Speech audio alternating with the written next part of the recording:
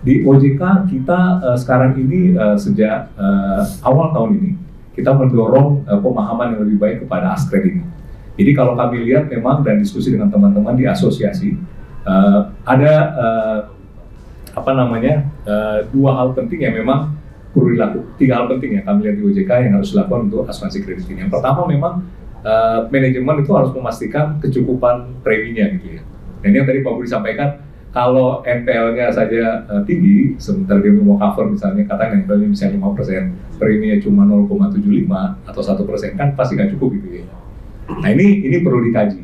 Tapi yang kedua, teman-teman, itu juga adalah bagaimana perusahaan itu atau manajemen melakukan pengelolaan kewajiban. Karena kalau misalnya kontraknya 5 tahun gitu ya, sebenarnya tahun pertama itu hampir pasti klaimnya itu sangat kecil, gitu ya. Jadi kalau preminya misalnya kita terima 1.000, mungkin klaimnya cuma ada 10 kali atau 20 di tahun pertama ya. Tapi munculnya tahun ketiga, tahun keempat baru besar. Nah ini perusahaan harus memanage kewajibannya supaya ketika klaim itu besar tumbuh, dia punya cadangan premi untuk membayar itu. Nah ini kami mendorong perusahaan-perusahaan di asuransi umum untuk memastikan ini. Kita sebutnya sih adalah pengelolaan kewajiban yang memadai gitu ya.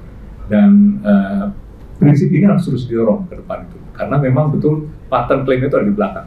Dan yang ketiga memang kita mendorong supaya perusahaan itu, terutama perusahaan asuransi umum, itu punya akses terhadap karakteristik orang yang mau di cover ini.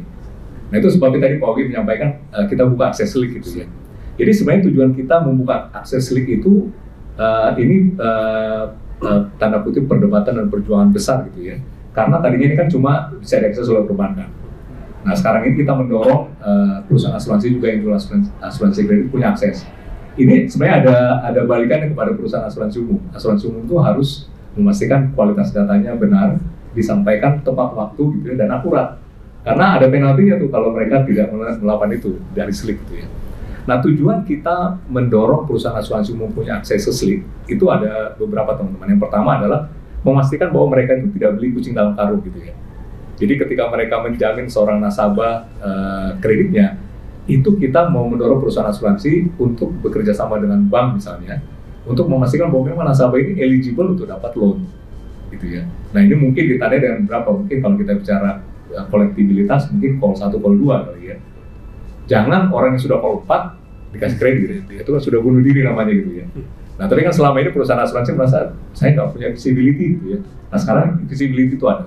Jadi yang pertama adalah dia harus menuangkan itu dalam PKS, dan ini kami dorong perusahaan asuransi harus ada PKS dengan bank, memastikan bahwa yang masuk itu benar-benar yang eligible untuk asuransi kredit. Tapi ada balikannya, yang kedua adalah perusahaan asuransi itu tiap akhir bulan itu harus ngecek data slip. Jadi kalau misalnya Iwan Pasila masuk tadinya call 2 gitu ya, tapi akhir bulan dia ternyata sudah call 4, itu cadangan preminya harus dirubah. Kenapa? Karena resikonya makin besar gitu kan. Nah jadi ini mekanisme ini kami melihat bahwa ini mekanisme yang baik, memungkinkan perusahaan asuransi untuk mengelola risiko dengan lebih baik. Karena dia lihat gitu, ada visibility itu. Kalau selama ini kan nggak kelihatan gitu ya. Jadi itu teman-teman gunanya tadi data slip, dan kita sangat mendorong supaya Askred ini bisa tumbuh dengan baik. Jadi ada perbaikan dari sisi premi, perbaikan pengelolaan kebijakan pengelolaan kewajibannya, dan ketiga adalah visibility untuk melihat risiko ini. TPL mungkin kita memang masih menunggu PP gitu ya.